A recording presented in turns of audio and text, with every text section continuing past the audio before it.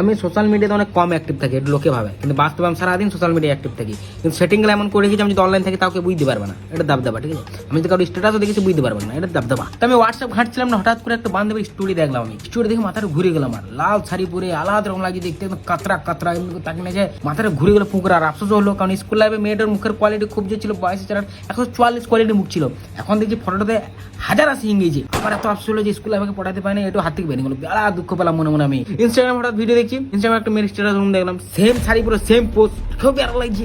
এই সালা সাইডে বেড়া চলছে তাহলে।